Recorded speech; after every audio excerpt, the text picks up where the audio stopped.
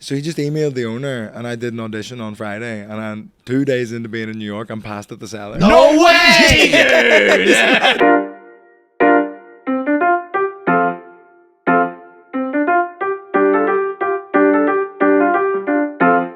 All right, I'm sure this is. I hate to ask questions that are asked repeatedly, but like, what the fuck's going on with your name? How are you? He was like, you know, I got Vittorio coming in, and then he's telling me about Ireland and Irish. I'm like, wait, is there a second person coming? Because I know he has a podcast. What the fuck's that about? I'm half Italian, half Irish. Surely this makes so much sense in New York. Yeah, no, that part definitely does. I know plenty. I actually think I have a long-standing, and maybe you'd be a great person to answer this. I think you got to cut the Irish with something.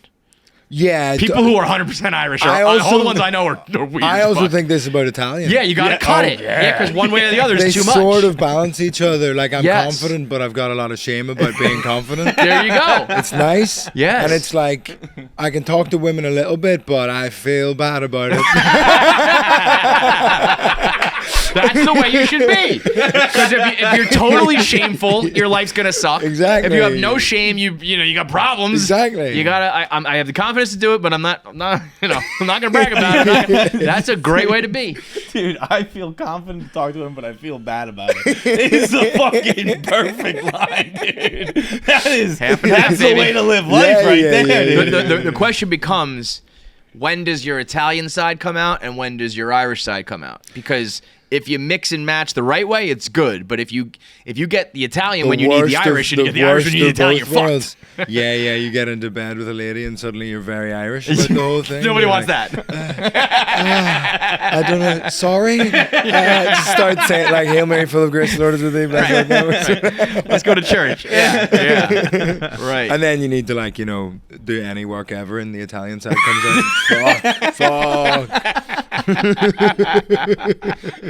So your dad, it's your dad's side that's Italian, right? Yeah, my dad also grew up in Belfast, but like that side of the family is all Italian. Okay. So I say I'm half Italian.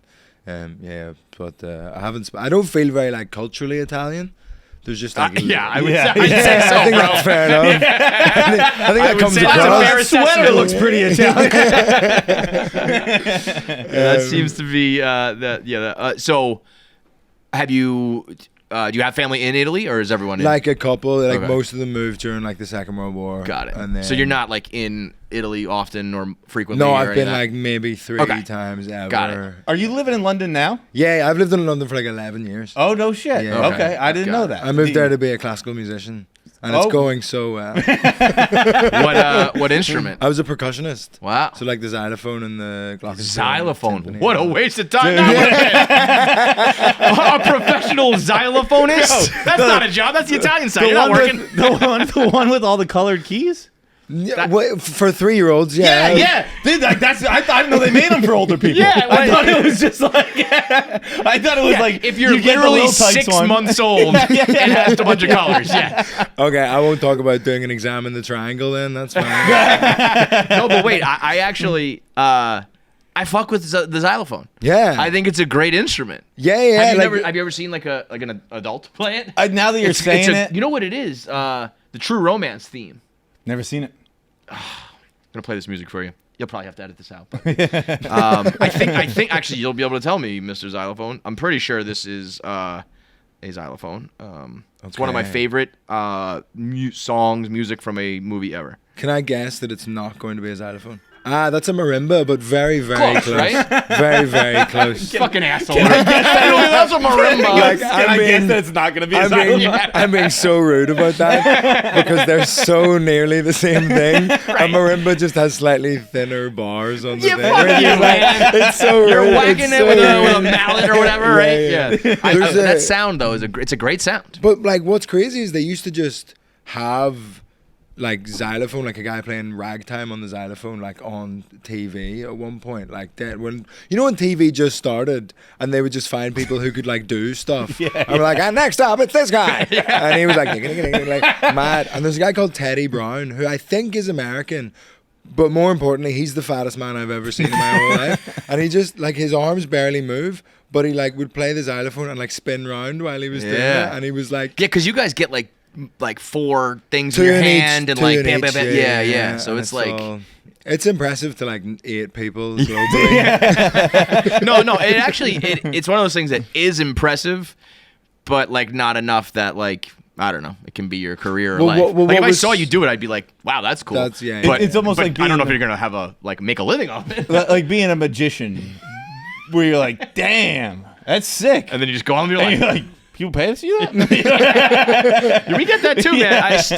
I don't know what it's going to take because when we started Barstool, we were just blogging. And I understood in 2009 asking me, that's what you do for a job? Yeah, that's how you make money? Yeah. But and same thing with podcasting.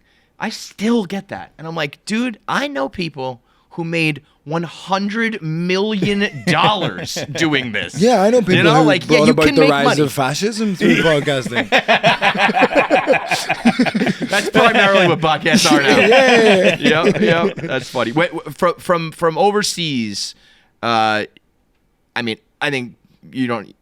As an American, I can still see how stupid it is how political podcasting has gotten. Yes. But from the outside looking in, is that glaringly apparent? Like, or are you guys sitting over there going like, why the fuck are all these guys doing politics now? Yeah, it is kind of mad to look at. I mean, I'm very conscious I got a US visa 3 weeks ago, and I intend to keep it. It's sort of crazy that, like, what was nice about a lot of those podcasts is like, oh yeah, that guy's like roughly as stupid as I am. Yes. So he's likely to ask these people the exact same stupid questions that I Totally. would ask them. But now I think it's sort of become this, it's got like dented or something. The idea of it has become just like, everybody's just obsessed with clicks and likes, and I'm aware I'm at fucking Barstool, like, so it's not like, but we all are, and Totally. it's just drawing that line somewhere where you go, oh no, this isn't worth it. Right. This isn't worth the algorithm, Right. and therefore I'm not going to do that. I don't think people recognize that you can, like a lot of these guys, even you can be interested in politics, you can even be informed on it and all that shit, but the reason they're speaking about it is not to like talk about the principles. It's because they know there's an audience to get the clicks and the views and all that shit. That's why they do it. I actually just read a pretty interesting quote from, it wasn't Matt Stone, Trey Parker, who was talking about South Park this year. And he was like, yeah, like we talked a lot about woke 4 years ago because that was pop culture. He's like, now pop culture is politics. Yeah. And he was like, we both consider ourselves, speaking for him and Matt, he's like, we both consider ourselves pretty middle guys, but this is pop culture now. Right. And that's what South Park has the done That's for what 20 comedy years. should be, a pushback against whatever the dominant narrative is. Yeah. And Yeah. that's the, like, politics, and particularly sort of right-wing politics, has become the dominant narrative. So they're like taking shots at that. Right. What happened with that series of South Park? Because it like kind of stopped. They just stopped it, but because then of the started Kirk, a new the Charlie one right Kirk away. thing, and it was like, Yeah. because that it all just got very like, But for a moment. but it's also I thought they were gonna like take a break or something, but then they just resumed like the next week and called it the next season. But they do that. Right? South Park does that a lot. They Just skip a week. Pick a date. They and the only reason I know this is from Les Mascots, which is a show we did, and we had to skip a week, and we were looking for precedent, and we were like, please, God, tell us other shows Some have people done skip a this week. before. Because they make it on the fly too, right? Because they You're make it on the fly too. Yeah, and it was like South Park pretty not regularly, but like it is not. But they a declared at the surprise. end of a season. They were like season 28 or whatever is done. Oh, and then missed like all the that. next week was season 29, and it was like I just didn't understand why they did it. But yeah, they also what a ride those guys have been on. They signed for $1 billion, right?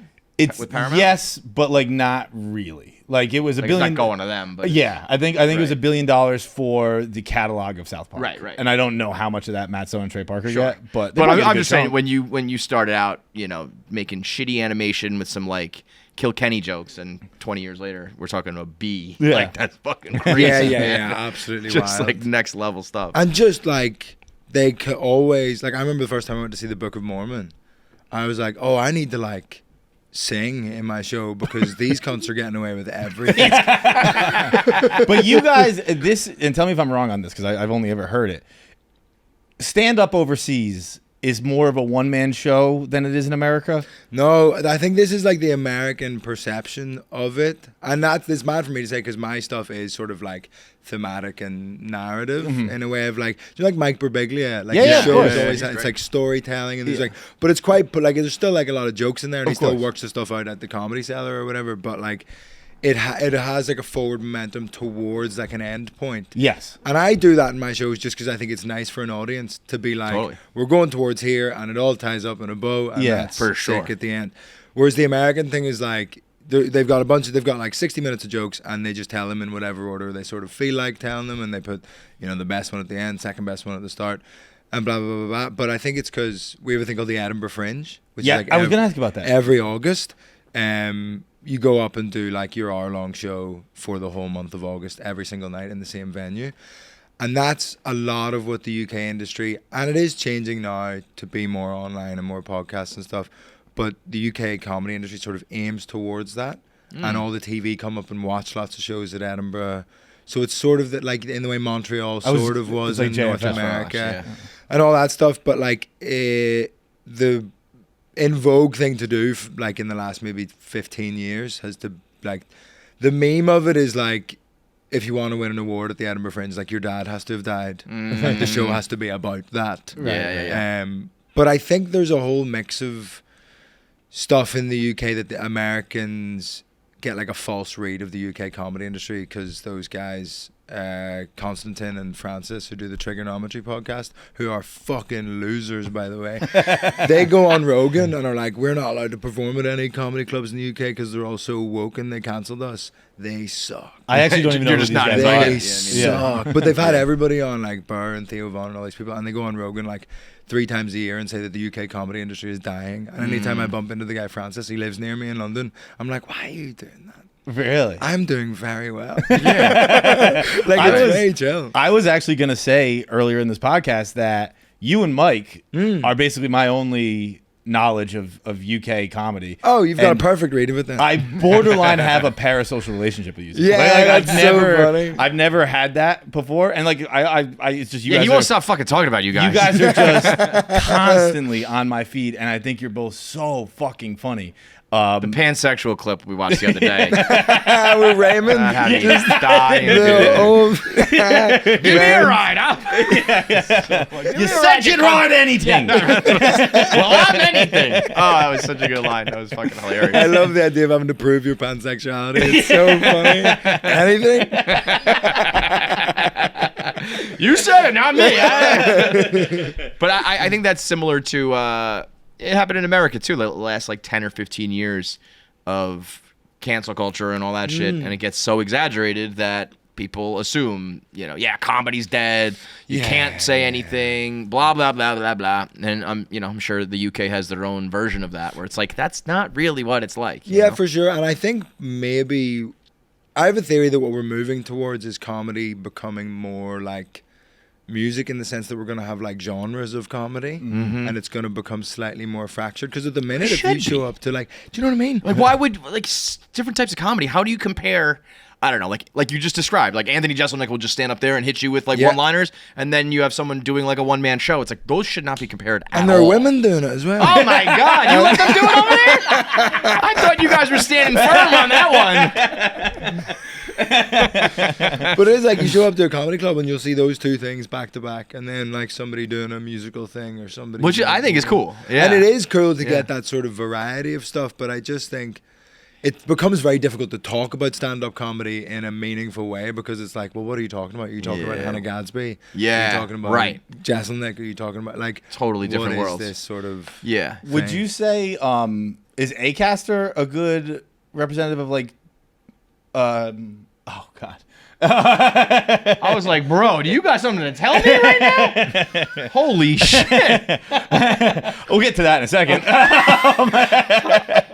You got to get my face on. I was like, sorry, keep going. So one of my favorite specials I've seen in the last 5 years, 10 years, I forget when it came out, is James Acaster Repertoire. The four ones on Netflix. They're so good. Insane. I don't think I would have ever done anything again if I was him. I would have just been like, that's it for me. I'm riding on. But those are like those are pretty thematic. They all started their life at the Edinburgh Fringe. So all four of those got nominated but did not win Best Show at the Edinburgh Fringe. That's crazy. Which is, and he really hates that. I'm sure he does. Were they all in the same year or all separate years? All separate years, so consecutive years he has these four shows. Because I was always wondering that when watching Repertoire, I was like, was like, did he do these all back to back to back to But back? then he did. He toured all of them at the same time. No shit. After the fourth one was done, and he was building up to filming it, so he would go to like one city and do like 4 nights, but it's Shit. 4 different Four different fucking shows. way. and apparently it nearly like snapped his brain in half. I can imagine. 4 hours of stuff, and it's all like interwoven and Right. crazy. How much of it do you know him? I've met him like once, I think. Okay. But I don't. Yeah, I don't know him. His most recent special, he has one on. It's on Max. Came out a couple months ago, and he talks about how at the start of it, he says like he had spent a year traveling where he's encouraging everyone to heckle him because he's so nervous and really doesn't like stand-up comedy. And I'm just trying to see if that was real or not. I didn't know if that was part of I the think act that or- is true of him, especially because, and I suffer from this a little bit. Even though, like, I would say I'm somebody that's like good at crowd interaction, and Acaster is as well. But when you've written like a show that is so like woven together, and you've Such a cohesive painstakingly thing. like Yeah. that needs to happen for this to happen, and that sort of counterbalances that tonally, and like it becomes a bit like ironclad, and I'm trying to get away from that a little bit in my performance of it, but like you do like get a bit nervous about being heckled because you're like, Yeah, you can't like, fuck up the flow of it's the a house show. of cards, and it could all right. like fall down or whatever. So I mean, I've like similarly I do, because there's a worry. I think a lot of comedians put out a lot of crowd work because you don't want to burn. I was your just about to material ask you and that. do all that stuff. The crowd work, at least over here, became like an epidemic of. Yeah, crazy. And it was like good at first. Yeah. And then it became like 2 things. One, that's not really crowd work. That's just Yeah. you setting up a joke that you've written by saying, "What do you do for a living?" Yeah, and then yeah, whatever. yeah. Or it just became like a crutch that like people leaned on, and it's For like, sure. I would like to hear your written material too. Yes. And I say all of this with no talent, and I don't do any of it myself, so I should just shut the fuck up. But I think like good crowd work is like almost the pinnacle where you're thinking on your feet and like. Well, it's so exciting and it's so alive. In But the then room. like bad crowd work, I would rather hear good written material than bad crowd work. And I Yeah, think we got to a yeah. point where people were doing. and the also, opposite. well, it just but like people saw the success of people like Schultz or like Right. Matt Rife, and there's a couple examples in the UK, a guy called Paul Smith and a few other people who were Big doing J. crowd work for years. Big and J's years. always done that. Yeah. And it's like people saw the success of the clips, so everybody was like, "Oh, well, I have to do that now," and that's how you make it online. But I think that was like a misreading. I think the internet does that as a whole. We were kind of just talking about The this. the where, like, copycat league. once man. once the internet sees one thing being successful, literally hundreds of thousands of people will start doing it immediately. Music, too, it's like- and you get sick of it pretty fucking fast. I mean, Yeah. like every rapper sounds the same now, and everybody looks. I mean, Yeah. girls like get the same plastic surgery. People sing the same way. They tell the same jokes, and I think it used to be more like, I'm gonna stay over here doing my thing, rather than And is it like even that overseas? Place to place, it's getting quite like globalized and a Yeah. bit homogenous. Of like, you used to be able to like, oh, that comedian performs in like an LA way or like Yeah. a Chicago Yes, way or yes. a New York way, Right. and then even like you'd have comedians from like the north of England or Scotland. It would have a vibe, and I think Irish comedy had a feeling to it of like Tommy Tiernan or Dylan Moran or all these people. And now it's just like everybody's sort of doing this Americanized Yeah. because Netflix is sort of Dude, in front That's of if you want to be everyone. like successful or get the Netflix deal or whatever it is, you got to do it like this way. And it's But I like, think that's a mistake by everybody totally, because it's the like fucking worst. it's not that Matt Rife was doing crowd work because like that didn't kick off for him because crowd work works. It kicks off because he's very good He at that. does Yes, it well. right. Yeah, And he's hot play as to all your fuck. strengths. But it's like there's other people who've had huge successes online from doing entirely different things. There's a guy, Milo McCabe. Do you know Troy Hawk? No. He's this character guy. He wears a purple like velvet jacket and has a little drawn on mustache and slick back hair. And he stands outside like pharmacies and stores and like malls and stuff and just like works the door and like lets them in and like compliments everybody on the way in, and then people from the mall are like, "Sorry, do you work here?" And he's like, yeah, I've been sent by the Greeters Guild work here. And he's like famous now, and he's doing like big tour show. He filmed his special in America and he's like touring all around, massive shows, and I'm like, he says hello to people outside shops Right. and he's famous. So it's Yeah. about finding your thing that you're very, very good at and putting that online. It's about, I- find your thing and don't do someone else's thing. Yeah, Even if you are good at that, it's like, or And same thing with we talk about the platforms all the time. It's like I'm good at Instagram, but now I got to do TikTok. And if you do TikTok, then you got to do YouTube. And if you do, or you could just be like, this is where you can find me on this thing. Stick to what you're good at. And I think that's like indicative of like a larger societal thing where like the other day I was talking to two of my friends who both have fake teeth. They both got like new teeth. And I was like, you both have the same exact smile. You guys look exactly the same now. Like you don't have a smile anymore. And I think that's what we do as like content creators a lot, which is like we just start doing what someone else did. And then it's like, well, I'm just doing their thing. It doesn't fucking make any sense. But I would also say that you almost need like a Netflix to give a special to other thing, you know? Yeah, I don't blame people who are like, I've been doing this for years. I got to make some money, or I put in so much work that I want the financial success. And the only ones getting it are like right-wing politics, whatever it may be, you know? You feel like you got to conform because there's no one, you know, giving out the measurements of success, whether it's money or specials or whatever, for unique stuff. So, I mean, it's, you know, kind of like chicken or the egg sort of thing, but... Yeah, absolutely. I just think it's really hard not to chase what seems to be working for somebody else because you want to be like a success. And it seems like something you can all kind of... Yeah, you just back from Mordor? What's going on? I actually this morning I was doing an indie film where I am married and I have a kid. And it was very fun and all that. Let me tell you, I had an experience doing this movie, this short film. If you have 100,000 followers, stop hanging out with people who have followers. What do you mean? Everyone on this set thought I was a celebrity. Like everyone I hang out with has more followers than me. I should start hanging out with people who have less followers. People are going nuts. Like I have a daughter, so I had a lot of like young kids around, like children, and so their parents were around, and they were always asking me to follow my account, and all of their parents were like, "You are famous." I was that's like, important too, though. This feels pretty fucking good, actually. Honestly, that's kind of part of it too, though. Is like, you know, the comparison game. That's how you end up conforming to all this shit, is by comparing, yourself. And I guess it's always good to compare yourself to people who are ahead of you, so you stay like hungry and keep going.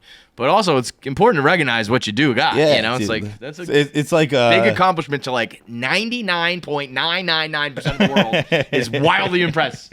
In the land of the blind, the man with one eye. Absolutely, dude.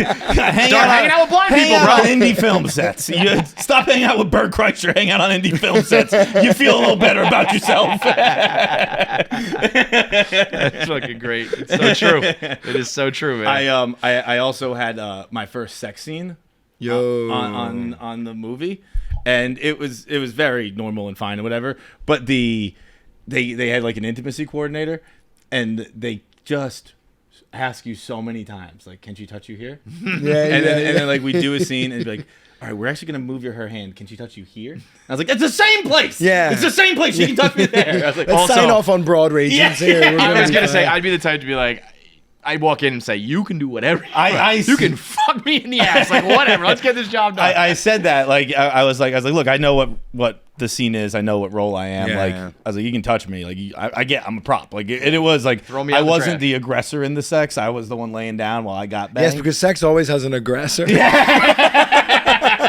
Great for the Barstool reputation. Well, it was the phrase dominant. I wasn't the dominant in this act. Look at octagon control. I was the culprit in my sex scene. She was the victim. It was for Law and Order SVU. There was somebody recently who did something with Robert Pattinson.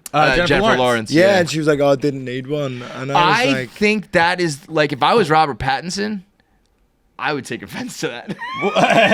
You don't think I'm a threat at all? Yes. At all? Yes. Haven't you read the statistics? Right. Like, I'm a huge threat. You don't think I could rape you right now? I could. I really could. I promise you. The way she said, she was just like, he was so, she said like, he's not creepy, he's not weird. Like, that's all good. But just to be like, I don't even need the safety net for this guy at all. I'd slap her on the ass the next day. Are you sure about that? Truly might as well have called him gay. Yeah. It's like, that's really what she said. It's like, it's like a girl talking about her gay best friend. Like, yeah, like I get naked in front of him, we hang out. Like he doesn't think of me that way. It's like, That's you just said that at Robert Pattinson, man. That was when I did it. I was explaining it where I was like, I think I have a similar opinion to most people on intimacy coordinators, where it's like, if it was up to me, purely up to me, like as far as people touching me, I don't care. For all I know, the woman in the scene is like, thank God that coordinator was there. Yeah. So in that case, that makes the job a necessity. Yeah. But like the whole time, I was like, you can stop asking me, just touch me. Like Yeah. like, And ruins that's the just flow of it a somebody little like bit. there's a way to do that job where you go, okay, is this whole area okay, and is this whole area okay? And it's like, where would you feel not comfortable? Where would you like just? But you don't have to every single time they move their hand go. That's okay. Can you sign But you this? know what Right. though?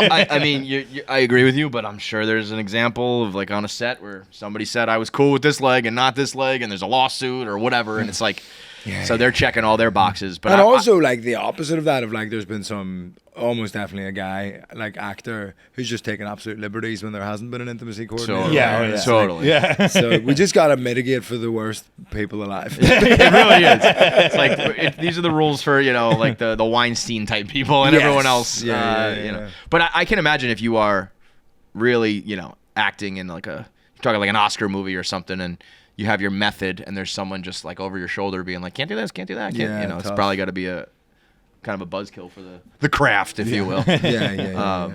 Blue Chew, guys, you all know. Everyone's painfully aware. We enter a room dick first, okay? And Blue Chew is going to help you out with that, because Blue Chew is not just a tablet. It's a cheat code for your crotch. Stronger, harder, longer lasting. Like someone gave your downstairs a pep talk and a gym membership. Blue Chew is the original brand offering chewable tablets for better sex. This ain't a supplement. It's an erection resurrection.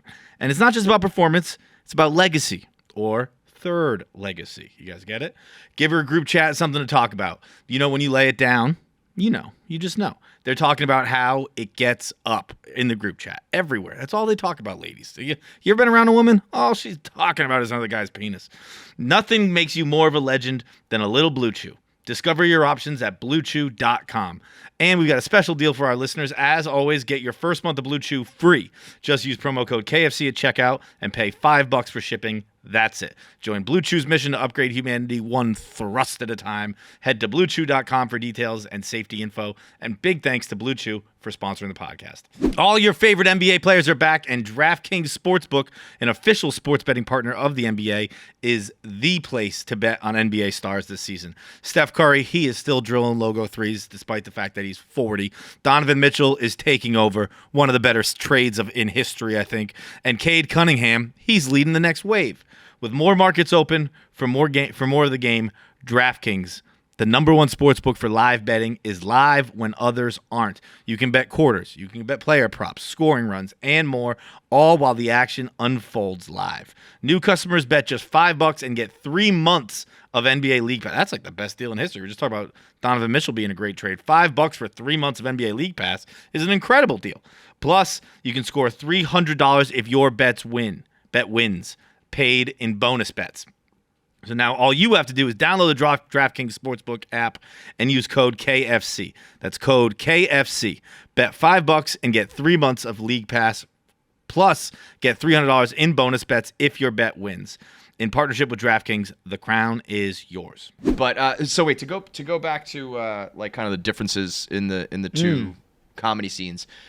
Do you like change your act when you go overseas or come to America, or is it because I feel like I probably do have a distorted perception of like you're not allowed to tell the same type of jokes or the same type of humor, and I wonder if it's I don't change. The only thing I change is like a reference that people won't get. Like none of it is like the offensiveness or the darkness of the humor or anything. Like I'm doing the jokes that I've written and that's what's happening, but it's like, what's interesting is like American comedians can come to the UK and go like, oh, I was at Walmart the other day, and we go, I know what that is. You can understand I know what that is. Or they go like blah blah blah Alabama, and we go, we pick up trucks and stuff like that. Whereas I think the other way around, there's less of a sort of cultural awareness. So if I'm like, oh, I was at Tesco, I wouldn't know what that means. it's like a Walmart. Yeah. I was gonna say I could guess. That's what it sounded like, but I don't know for it's sure. a Walmart. Sorry, we don't know your stores, bro. I don't know, man.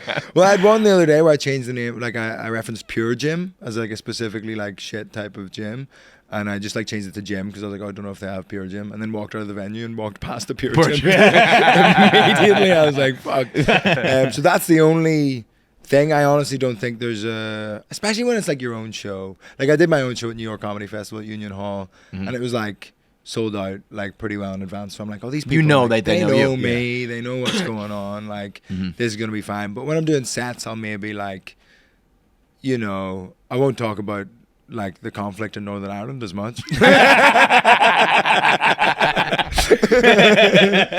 No one wants to hear an Italian guy talk about that anyway, so fuck off, man. Yeah, but I've been having fun. I just walk on stage. I've been here since Thursday, so I've been here for like 4 days.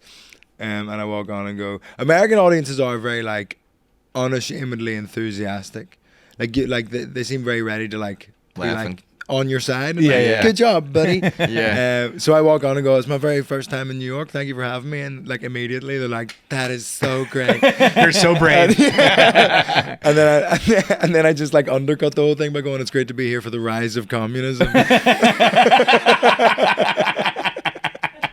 Dude, the dramatics over this. The mayoral race was like the greatest entertainment of all time. It was like it was WWE unbelievable. stuff. Yeah, It it really was. I was wrestling. like, this is a storyline, man. Yeah, This is- yeah. But I saw somebody. I wish I could remember his name, but he did a video being like the fall of New York. Like I'm in Mount Mondami's New York, and it was like a girl walking her dog, and it said like keep your dogs off the grass, but the dog was on the grass. You know, like, look at this. Now we got dogs on the grass It's like in New the York. fucking here." purge. It's like, guess what? Nothing's really gonna fucking change. Yeah. And the next guy will come in, and nothing will change there either. Like I just love the idea. I've been doing a bit about like the people who think it's going to be an Islamic extremist communist like state from now on. And I'm like, what would that even yeah, those entail? they Like they don't- chop up a journalist, but everybody gets a bit.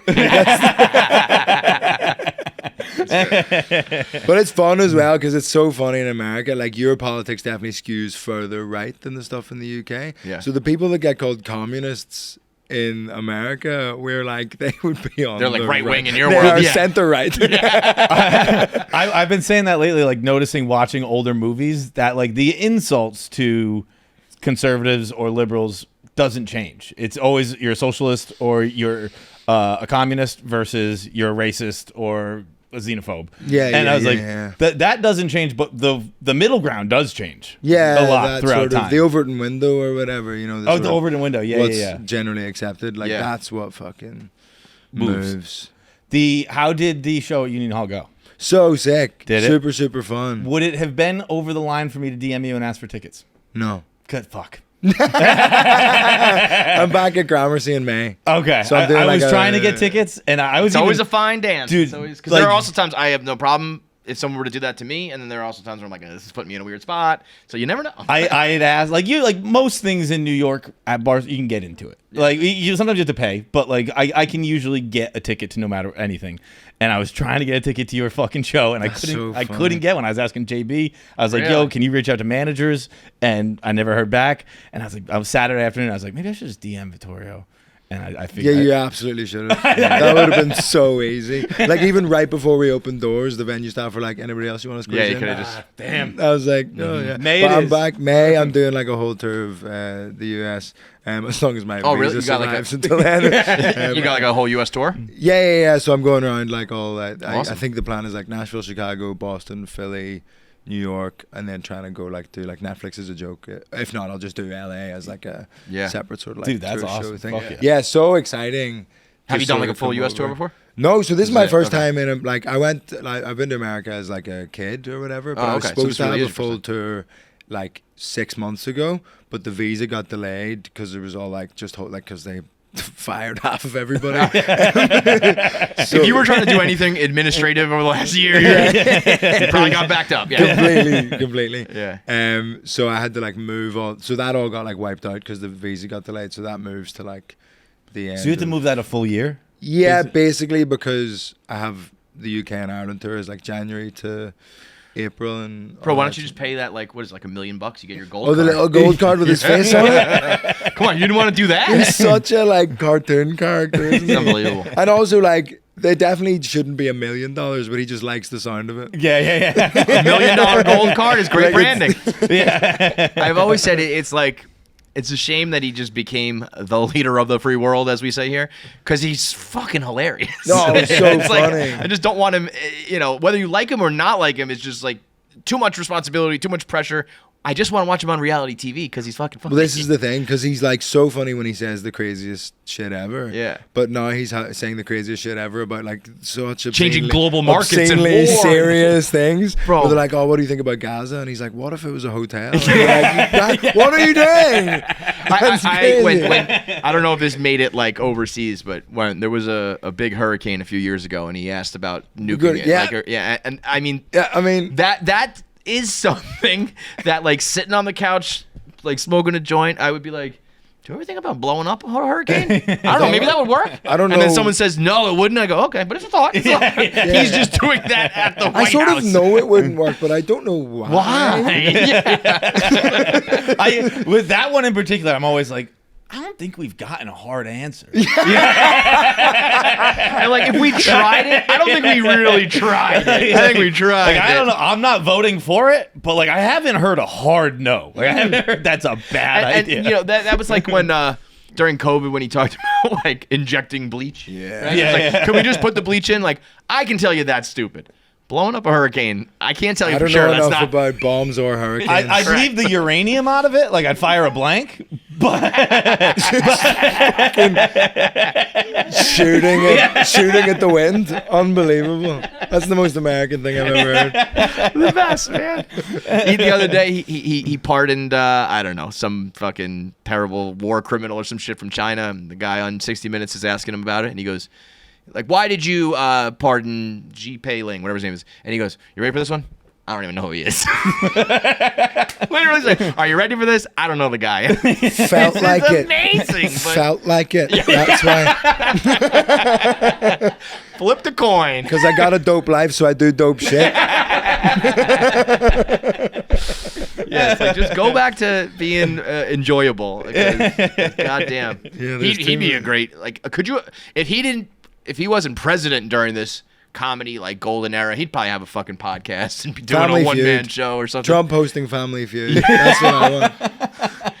Terrible answer. It's a terrible answer. Show me tits. you're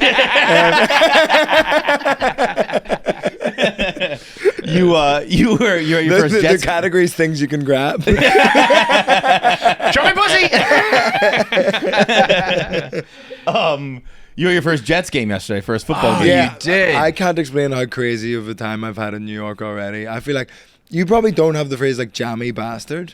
No. Of just like things just seem to have worked out for me for the past 4 days in a way that I'm like, how has any of this happened? Jammy bastard? Yeah, jammy bastard. Not to be confused with a fig jam, which is one of my favorite things to call somebody. So a fig jam is like an acronym, and it stands for fuck I'm good, just ask me.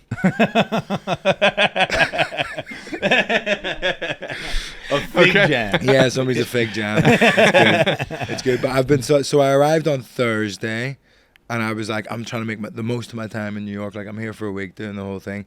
So I was just saying yes to everything and applying to every gig I could find. So I ended up doing a show in Apollo Bagels in Brooklyn no shit. on night one. Super fun. And then ended up doing the second show after that because somebody was running late. So I did like 5 minutes on that. And then got a ride with my buddy Andy Haynes. Very, very funny yeah. guy. he's great. So he was on at the Cellar, and he was like, "Do you want me to show you all the rooms at the Cellar?" And I was like, "You mean my actual dream?" Yes. And then so we go to that, and I know a guy, Andrew Hankinson, who wrote a book about the Comedy Cellar, and the only reason I know him is because I like interviewed him on my podcast that nobody listened to like 5-6 years ago, because I read the book and was like, "Oh, I'd really like to talk to this guy." And I just sent him a picture of me and Daniel Sloss is in town, Scottish comedian. So we were hanging out at the Cellar, and we just sent him a picture being like, "Oh, we're at the Cellar. Like, you wrote a book about this place." And then Hankinson replies like, "Oh, are you performing at the Cellar?" And I was like, "No, are you fucking stupid?" And then he was like, "Oh, would you want to?" And I was like, You got you up? "Yeah." Wow. So he just emailed the owner, and I did an audition on Friday. And I'm 2 days into being in New York, I'm passed at the Cellar. No way, dude! The fucking stupidest thing Get the ever. fuck out of here, That's bro. so Congratulations. There are a handful of people probably watching this going, what? Yeah, furious. And they should be. They should be. That's completely fucking stupid. Yeah, completely. I mean, stupid. talking about, did you have a particularly good set? Did you know was it? a good listen. It was a good 5 minutes, but Yeah, it was you mad knew. because I found out 2 p.m. on Friday. I got the email from Hankinson being like, "Do you want to do an audition tonight at 7:15?" So I didn't have time to like run my 5 minutes or Yeah. like get it ready or whatever. I was like, "Yep." Here we go. And Yeah, you you do gotta- it in you the gotta say McDougal yes. Street, like the proper No room, shit, and then the wow. owner Esty is like sat on a stool at the back of the room, and then she like came off stage. She like took me by the hand, walked me upstairs, and was like, "Need your headshot, email." No blah, blah, way. blah, Get blah, blah. out, bro. Here's the availability. I mean, that's not. There's not a better cosign in like the world than being. It's the best doing comedy that. club in the Like, world. Yeah. Unbelievable. And like doing the 5 minutes was like what a room that is. And it's one of those where nothing makes sense about what comedy rooms are the best comedy rooms, because there's so many things wrong with that room. It's too wide. Half the chairs face the wrong direction. There's like servers walking through, and there's like a door, and there's light. Maybe that's why it coming through. works, though. It's But the this is chaos the thing. of It's it. like so, and then but you're just on, and there's a mirror at the back of the room, so you're looking at yourself the Right. whole time you're on stage. Maybe other people aren't staring directly into their own eyes the whole time, but I was. I was like, look at me, I'm doing it. But it was just such a crazy good atmosphere in there. Yeah. It was unbelievable. So that was Friday. Ended up doing 5 sets that night. Not at the Cellar. I did like Sesh Comedy, which is like unbelievable rooms, sort of more downtown. And then Sunday Jets game, which was just 2 weeks ago. The Jets is like UK. You know the way like teams often have like a UK sort of fan page, but it's Yeah, like yeah. run by the proper team. I got like an Instagram DM from them being like, "Oh, do you want to come to the Jets while you're in town?" And I was like, yeah. And I sort of thought it was like a fan club. I didn't realize it was the proper The thing. Jets, yeah. And then I got asked to like go for a meeting with like, because I'm meeting like some like American managers and stuff, just like to see Yeah. what they do. And I was like, oh, I might have this meeting. Like, what time would I need to be there? And they were like 11, and I was like, is this confirmed? They were like, yeah, we'll send you the tickets whenever. And I was like, so I can't, or like move the meeting.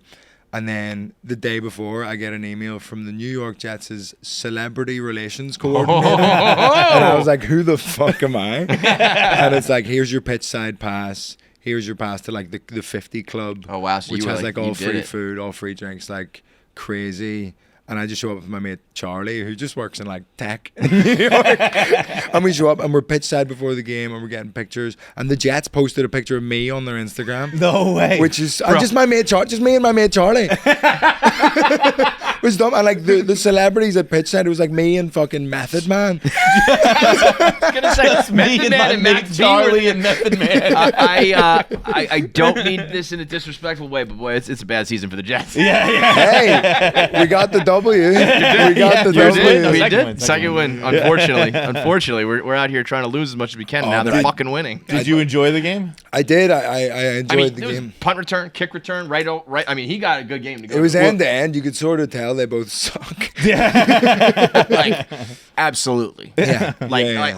like if I were to go watch European football, soccer, Yeah. I would not know enough about what's going on. But I think I could pick out the Jets of that. Well, like You know what I mean? Like, every- this feels a lot like a yeah, Jets yeah. game. Well, every touchdown, it was like, it didn't feel like they worked super hard for that.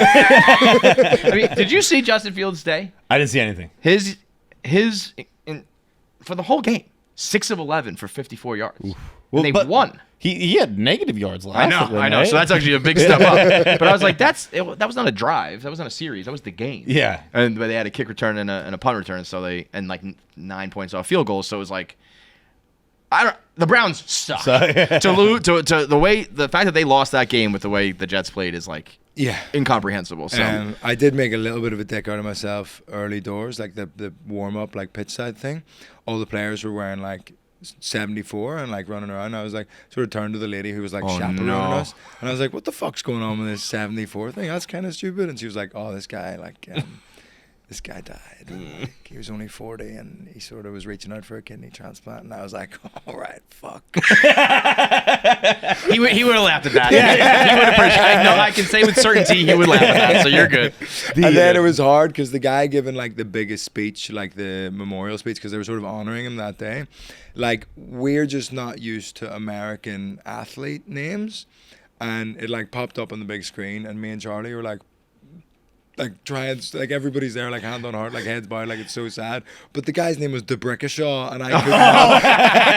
I was like, what's his name? Fuck, look sad. DeBrickashaw is DeBrickashaw Ferguson is an all-time sports name. Even by American standards, that was always one we got a kick out of. I like how you called it an American athlete name. We called it a black name. Yeah. There's some good ones, man. There was God's Gift was a great one. If we were really to run down some of the best American athlete names. Yeah, it was God's Gift, and then his son, his brother's name was like. It was a whole family affair. Like everyone had a name that was related to God or whatever. God Sham God. We've had some great ones out there. God Sham God was a good one. Yeah. Because I have like a weird, like I don't really know anything about NFL or American football or like football. But my only like in on it, how I vaguely know like slightly the rules or how it works is years and years ago on the Nintendo GameCube, me and my brothers for some reason bought NFL Street Volume 2. And loved it.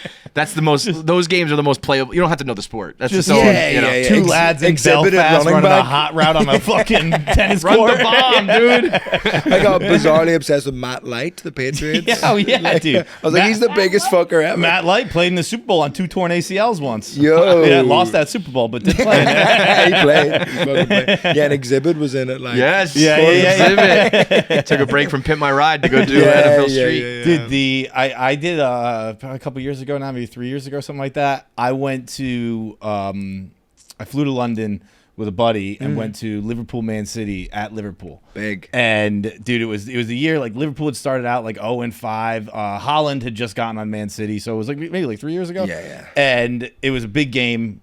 We went. It was awesome, insane day. Yeah. And like I came home. This is at Liverpool or at Man? At Liverpool. At Liverpool. That's much better. Yeah.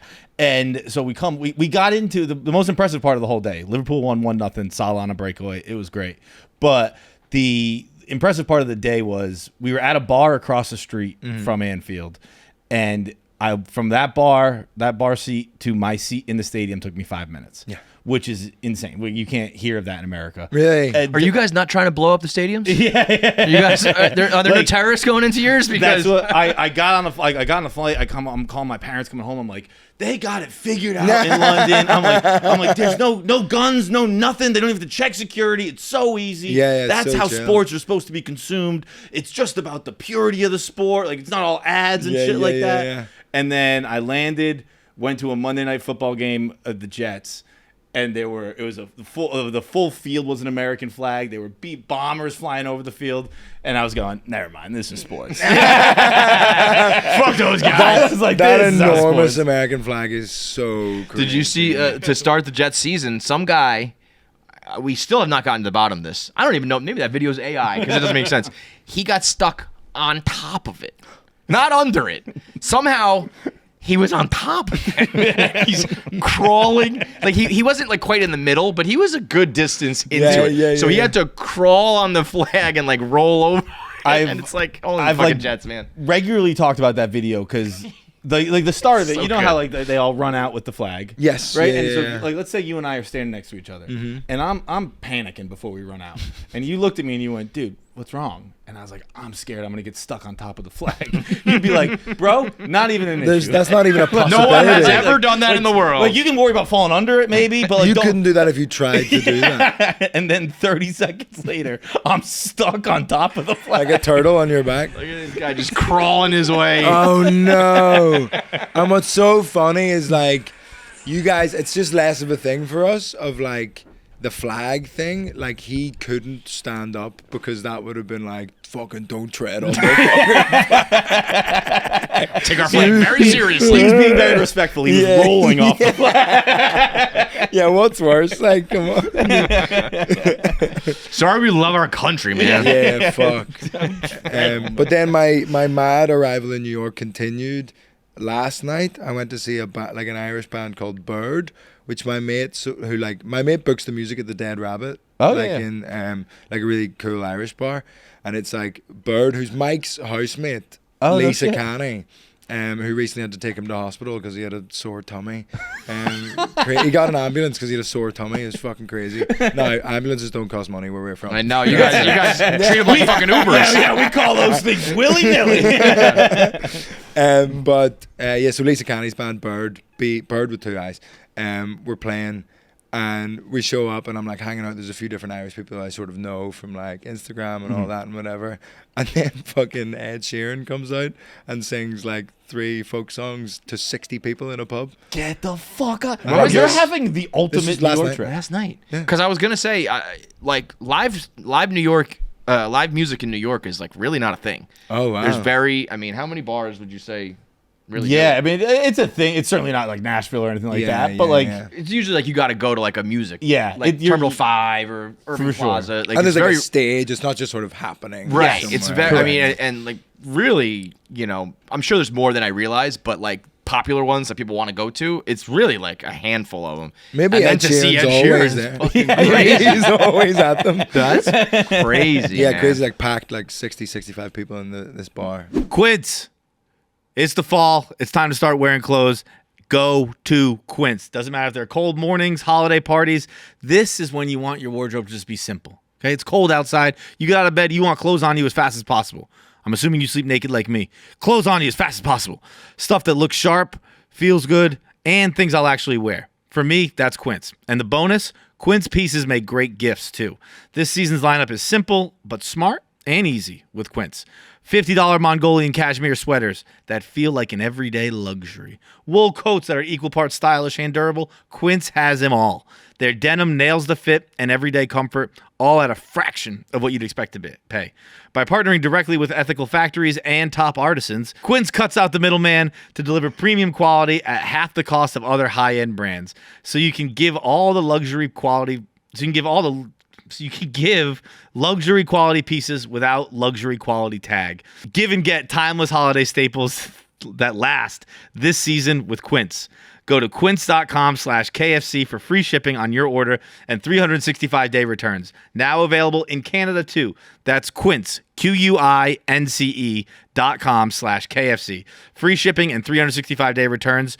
Quince.com/KFC. Upstairs. Dude, I'm a Sheeran head too. I love Sheeran. It was crazy. I think Ed Sheeran's the fucking man. We remember we had a guy in here a couple years ago. Who was it? Can't remember his name, but he was like shitting on Ed Sheeran, saying that he was kind of like a. Oh, I don't remember that. Yeah, I mean, it's complete like bubblegum pop, like it is. Yeah, but bubblegum pop's awesome. But also, I mean, it is. But like, there's no doubt in my mind that Ed Sheeran can write and perform like any type of music. You know what I mean? Like, it's not, he's an incredibly talented guy, obviously. He's like got an album prepared for after he dies. No. So he's I think he's still like sort of halfway through it, but he records something like every year. To like be I would part recommend of putting that out when you're alive, but but he's got the pause because his albums at the minute are like play, pause, stop, whatever. Yeah. And supposedly the dead one is going to be called Eject. Brilliant. It's so good.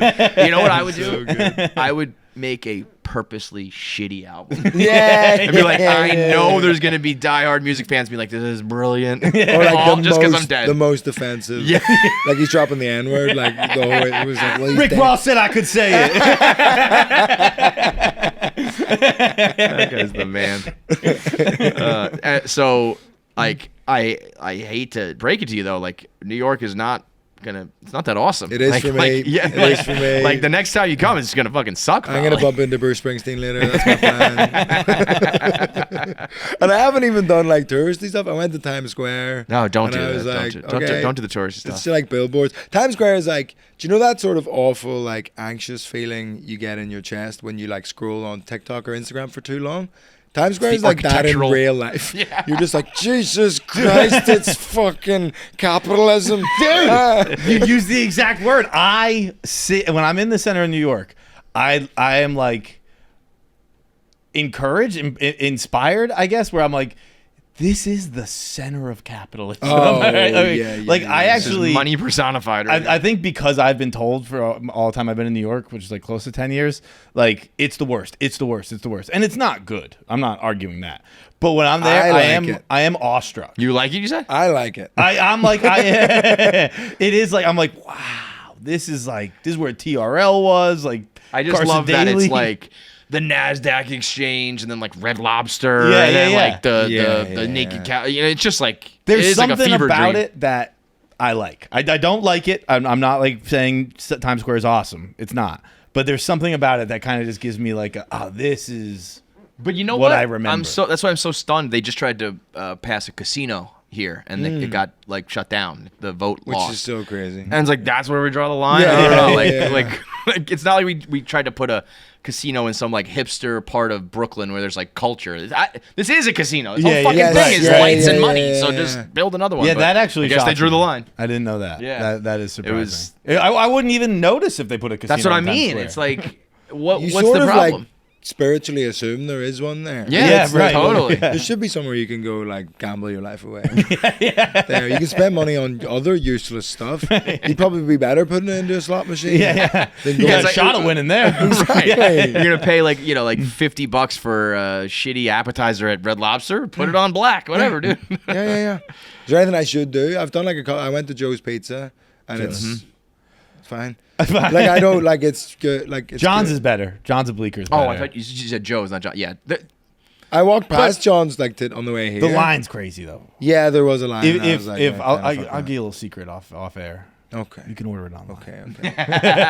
The only thing There's I'm also a lot of places that are good to like. I don't think any of the really good spots are worth waiting on a line. Yeah, I agree. Because with you can get maybe one that's a little bit lower, but not a 2-hour wait or whatever. Yeah, you know? yeah, I can all see all that. those TikTok lines, you'll see them at like the Crumble. Oh, yeah, there's those in Cookies London and as well. There's It's just fucking like, insane. it's It's like just not a worth it. It's a breakfast. I Like, actually, I don't know if I'd like have something I would like recommend. Oh yeah, I'm the worst. Like I've lived here my whole life, and people will be like, "Oh, I'm coming to town. Like, where should I go?" I'm Oh, like, yeah. I couldn't tell you, man. Honestly, I don't know what my- bars are popular anymore. I don't know what restaurants are popping. I don't know. The only like I lived in this neighborhood. I know that. I don't know the other boroughs. I don't even know the other Yeah, parts of yeah, Manhattan. yeah. So When I'm in, when I have guests come to New York or friends come to New York and they ask what to do, I always tell them go to a comedy show. Yeah. You got that one pretty Yeah, well I handled. saw. Well, this was the other thing. Like when I was going around the different rooms, Andy, I saw Nikki Glaser run her SNL. Oh, wow. monologue No way. on the Man, you got it Thursday. all, dude. So night one, I'm in New York. I'm watching the SNL monologue 2 days before it comes out. Dude, That's that when great. you get that like a smart, drop man. in like that, like Yeah, I it's saw Hassan Minhaj do his White House Correspondents' Dinner. Yeah, And yeah, I thought yeah, that yeah. was so fucking Yeah, cool. yeah, That, it's like, so exciting. yeah. So exciting. Nikki smashed that. That was great. And it was funny. Andy had to go after, like, had to follow her doing the SNL monologue, and he just walks on and goes, "Fucking." I thought I was hosting SNL this week. That is a great way to follow. Wow. Crazy way to find out. How is Andy? We haven't seen Andy. Yeah, in I a haven't minute. seen Andy in a He's while. so sick. How'd you so, guys so meet? Good. We played like soccer together in London because he was in London for a bit and like Yeah. is really into soccer. So Yeah. there's like a comedians like 5-a-side or 7-a-side soccer game that happens weekly. Oh, that's in cool. Shoreditch in London, Yeah. and he would just like showed up a couple times, so we sort of knew each other That's cool. from that a bit. Hell yeah. Yeah, I remember. I forget what he was in London for, but I remember because he's a big Arsenal guy, right? Is he a big Arsenal guy? I think he is. Yeah, maybe. I'm pretty sure. maybe. And I remember. Wait, so who's your squad? So I'd be like Glasgow Celtic, which is in the Scottish League and is more to do with sort of like sectarian violence than football. But like, but if I had to, if I Got it. Yep. if I had to pick a like an English team, it'd be Liverpool. What is the perception over there of the Ryan Reynolds team? So Wrexham? I heard a mad thing about that recently. So I think that was quite a wholesome story in and of itself.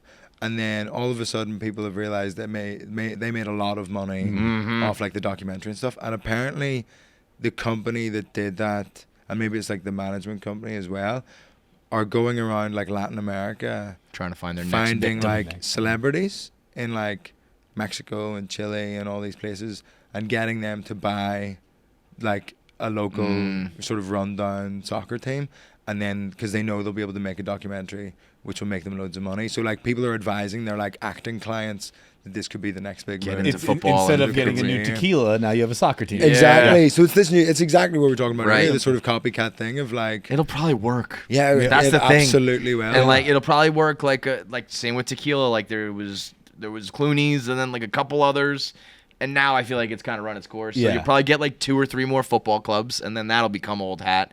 And then I Brady think they'll tried just, it. Brady did it. It did not work. Yeah, because he's a weirdo. He's a weird guy. Fucking He's a weirdo. weird guy. And I almost think if Ryan Reynolds did it now, I don't know if it would work. I think when he did it, it was like the perfect time. He was big enough, but he wasn't like a weirdo yet.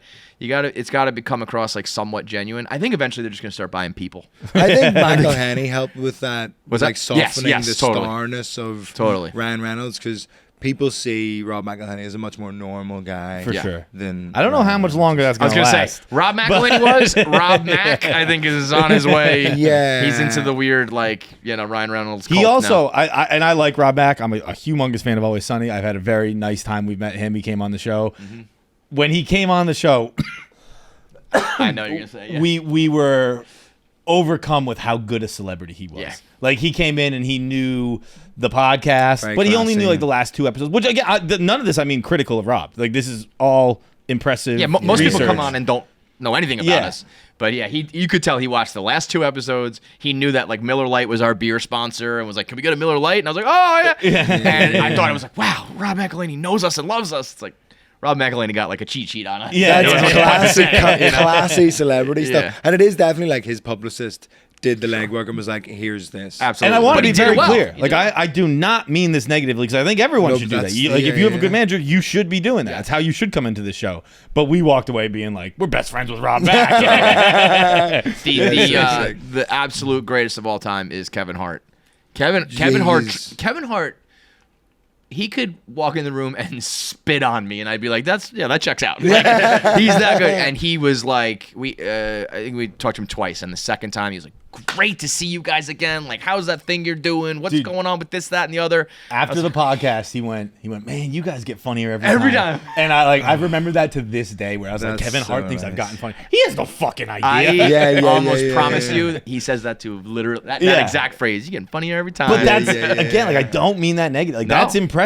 Yeah. It- Crazy that Kevin Hart like basically lived in Belfast for a while. Did he And really? kept showing up at Belfast comedy clubs. when To he the was point- when he was like superstar. This was Wow. 2, maybe 3 years ago. Get out. He Was was he filming, okay. shooting a film Yeah. in like near Belfast, and then the first time he showed up to like dropped in at one of the comedy clubs, the whole city was like, "What the fuck?" And then so funny that Belfast is so like protective of their own stars. This guy Paddy McDonnell, who's a real like Belfast comedian, who got bumped off the lineup so that Kevin Hart could headline instead of him, and people complained to the club because Paddy McDonnell wasn't on. Love They're that. like, "I bought tickets to see Paddy McDonnell." But then he but what was mad is he kept trying to do it like unannounced. So there would be like secret headline show happening here, and everyone was like, "Well, it's Kevin Hart. It's It's not Patty McDonald. We know that. Apparently it was crazy. The guys who like were on before him, like he would just have to be on stage, and then eventually somebody would like flash a light. But you didn't know you could be doing like 10 or you could be doing like 40. Oh, really? shit. And they're just like, go, just keep going. And then he pulls up in like a armored truck. Yeah, outside, fucking Bentley or some comes shit. in on stage, off stage, see you later. I mean, he does. What like, was he doing in Bel? Oh, you shooting movies? Shoot a movie and then Yeah. was just like working on his new show, I guess. He- But that American thing is like just rock up. Like I opened for Michael J in London a couple of times. Haven't met him. No way. I haven't met him. Walked on stage, shook hands. By the time I'd like closed up the show after, he was gone. Really? Did have you even like spoken to him, or was like his team no interaction with him at all? Nope. Just Not even a agent to message agent or and anything. then- Wow. Che's a weird one because Che came on this show and he had like never done a podcast before, or like I forget if it was he'd never done one. What or a just privilege. Did yeah, What a right? blessed existence. Yeah, when you're the head writer of SNL, you don't have to do shit. But he came on, and then he was so complimentary afterwards, it kind of in a Kevin Hart sense, but where he's like, "Is this what podcasts are? This is fucking fun." Yeah. And then we've never seen him again Nope. on this podcast or any Or other. anyone again. Yeah, One and yeah I done. forgot that was like. I can't believe that happened. Yeah. Give credit for that. That was I missed out a mad bit of my New York story. I went to the SNL after party. Get out of here, bro. You Bro, forgot that part? let me just tell you something real quick. If you have these stories to choose from, don't lead with the Jets. Go with the SNL after party with the superstars. DeBrickashaw, great guy. Tell me about the SNL after party, dude. Yeah, crazy. Was So, it wild? Yeah, Do absolutely. they do that in the mad. same? Is it It's different. They like announced the venue Okay, like got it. like after the show every weekend, and it gets Right. sort of like leaked or whatever. Yeah. But it was like a friend of mine said she'd be able to get me in, and then my agent in America was like, "Oh, I can get you on the guest list for that," and then. We like are I'll tell walking you what, up. I think his agent's awesome. Fuck you, dude. It's your agent. He's getting you in here, getting you in there. Keep going. But then walk up, and as we're walking up to the door, James Corden walks in before us, and I was like, "All right, that's fucking stupid, isn't it?" And then, so we're walking up, and then my friend goes in front, and they're like, "What's your name?" And they like scroll through the iPad, and they're like, "Yeah," and a +1, yeah. And then I'm like in the next sort of batch of people, and I walk up, and I'm like, "Oh, I'm Vittorio," and they went, "Yeah." And I went, who the fuck am I? What the fuck am I? It sounds like a movie or something. Where Like New York loves me. I don't know what to do about that. I'm hosting You're next the week. new mayor. Yeah, but it's funny because they're currently auditioning for the SNL UK, like the first ever series. Oh no, I So didn't know they were doing they're that. doing a UK version. So like Lauren Michaels has been same- in London and like watched Holy some like, live shit. showcases. I'm actually and, like, surprised done it all this took stuff. this long to do Yeah, that. me You too. would Yeah, it think- seems like they sort of missed the boat. I would think by now it would be in like every continent all over the world. Yeah. Warren's like, there's funny people in England. What the fuck? We let women do it. Now we gotta let the Brits. Wait, they got Jews over there. Yeah, so I've done like some of the audition process for like that stuff, and it's still like they haven't like made any decisions yet. I wonder if it'll be as horrendously toxic as it is in here in America. We'll Oh, find out. massively. And I was going. It was funny. I walked in, and a couple of like the UK producers were there, obviously because they're like checking in and like doing whatever. And I walked in and like ended up like in their group conversation. They turned around and were like, "What the fuck are you doing here?" Because they've just been watching like my tapes or whatever. Oh, shit. And then one of the American producers came over, and she's like, "Oh yeah, I saw your tape. Blah blah blah. Very funny." And then I was telling them about the Comedy Cellar and like how crazy of a time I was having in New York. And one of the American producers of SNL was like, "Oh, and what's the audition like?" I was like, "You just do like 5 minutes." And they were like, "Who's it in front of?" And I was like, "They do this crazy thing where they have an audience." Because fuck you. Because they make everybody go into fucking 30 Rock to an empty, enormous studio. It's got to be the hardest thing in the world Yeah, to do fuck that. off. We did like a version in London, but it didn't have this like pressure of being on the SNL Yeah. stage. It was just in some TV studio that didn't really feel like anything, but huge empty room, table of producers trying not to laugh over there, and you do it down a camera over here. I remember watching. I always think of Will Ferrell's audition because I think that one kind of like is out there. Is that And, like the briefcase one? Yeah, I think, or he's doing. Yeah, I think the one he's on the grill, and I haven't seen he was that. just like he did it all, and he acted it all out, and with you can hear a pin drop in the room, Yeah, and crazy. it still was funny and still Crazy. was good. It was like There's I a actually- story of, because aside from the like audition, there's a story of him going into maybe like a meeting where they like are gonna either offer it to him or like say that he hasn't made it, and he walked in with a briefcase filled with cash and like put it on the table and opened it. what a legend. The So good. my favorite SNL audition story reminds me of what you said kind of to start the show when you talk about how comedy has so many different forms of it, like music, and it was Bill Hader and Andy Samberg riding the elevator up together, and Hader saw that Samberg had a bunch of props, Yeah. and immediately started panicking, being like, "Oh my god, I didn't bring any fucking props. I'm an idiot. Like I'm gonna look like a fool up there." Samberg saw that Hader didn't have any props. And started thinking, "Oh my god, he doesn't need props. Yeah. I'm gonna look like a fucking asshole up here." Yeah. They both got up there, both smoked it, both got the job, and the ultimate story is do your thing. Yeah. Do your thing. exactly Right, what you whatever do. you're good at, man. Well, the whole time I was like from the jump of applying for SNL UK, I was like, I want to do Weekend Update. I don't want to do anything else. I'd like to do Weekend Update. Thank you. And I was just like, because that's the fucking gig I want. And that's the gig I'm suited to in that show. Like, I'm not a character guy. I'm not really a sketch guy. And I was like, I think I'd be Just good like at current this. event jokes, I was kind of just your like, jam. I can do Yeah, that. I yeah, can I'm do with you on that that.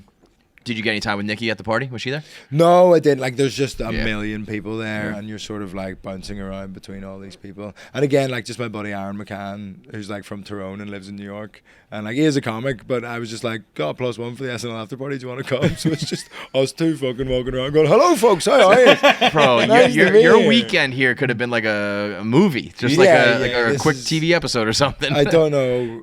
How. I'm not processed. I might book an earlier flight home. Well, I don't Yeah, know. come while you're at it, I don't dude. know how to do The next this. thing is you're gonna get like hit by a cab. It's got to balance out Subway. I'm such a chancer now. I think I've gotten cocky, like, because I emailed woman, like the celebrity relations coordinator at the New York Jets, and I was like, had such a fun time at the game the other day. Do you know anyone at the Knicks? The Garden's a little bit different. You're on a heater. You are on a heater. Like, Yeah, the Garden's not gonna be the Jets half empty. and they'll be like, let me see if we can bump Chalamet for you. It's a little different. I'll be sat beside Ben Stiller. You win. You win. I don't doubt it. I don't doubt it. The heater you're on, anything's possible. Would you ever live here?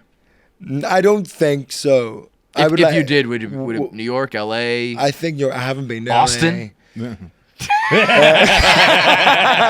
So I'm not quite transphobic enough.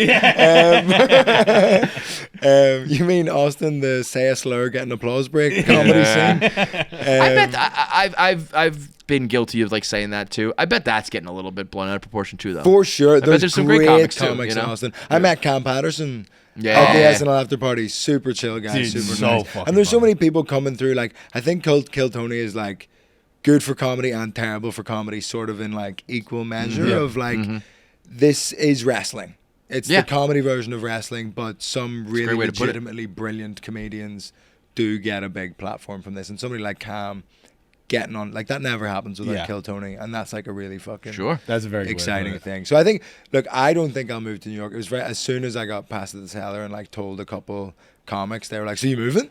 And I was like, "No." And they were like, everybody moves after they get past the cellar, and I was like, okay. Yeah, but you know what? That's As soon more, as you said it, I was like, "Oh, Vittorio's moving." I mean, you could obviously make the case of why you should do that, but it's kind of more of what we were just talking about, where it's like, True. I'm in fucking London. I'm got my from thing, Ireland. yeah. I'm like, this is my world. Well, you know? Aaron does a crazy thing. So Aaron McCann, who I was at the SNL thing with, he lives in New York, but travels back to Belfast 1 week of every month to batch record a weekly podcast, because that's a really big podcast back home, Bomb Squad podcast, and that funds him. to stay in New York. I think it's kind of like what Bert and Tom do. Like Bert Yeah, and Tom, yeah, Bert they will fly fly in. into Austin and Do, like, do 10 episodes or whatever. 2 bears or however many he Exactly. does. But I think like I will come to New York semi-regularly now, because I know I've got that sort of like it's gone so What if they stupid. passed you being like, he's not going to be here? Yeah. He showed up.